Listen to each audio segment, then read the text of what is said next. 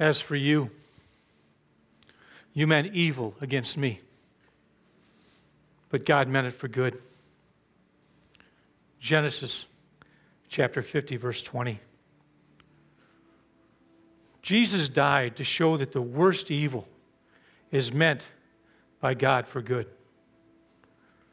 The worst crime ever committed, the greatest evil and injustice in the history of the world, was when humans killed God.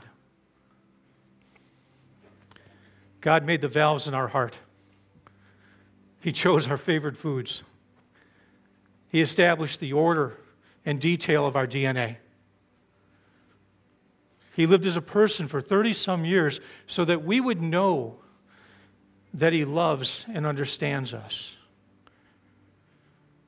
He gave of His time, His energy, and His resources to people, and we killed Him. We betrayed Him, we lied to Him, and we attacked Him. God suffered the most physically and emotionally brutal death that our depraved minds have ever conjured.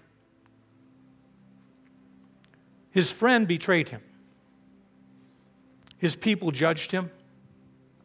And His leaders turned their backs on Him because they wanted to go to sleep. His followers ignored Him as He was beaten, and they tuned out His cries as the nails were driven through His feet. And then they left Him for dead. Naked and humiliated in front of a crowd of people. To think that this would ever happen to any living creature, to a human being, to God Himself, that God allowed this to happen to Him instead of us, is the greatest act of love the world has ever seen. The worst evil had to happen so the greatest good could be. That God could show His love by taking what we deserve, and that He could show His justice by being more powerful than death. There's so much beauty in the tragedy. The tragedy is separation. The tragedy is God died. And the tragedy is that humans did such horrific things to Him. The beauty is He died so we don't have to. He died to restore our relationship to Him, to bring us into a new life, to give us a future and a hope. And the beauty is He didn't stay dead.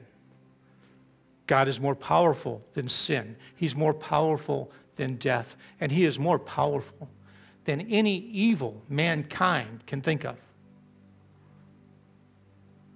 The beauty is it's by His wounds that we are healed. And the beauty is that this is how God loves. So now you have the power.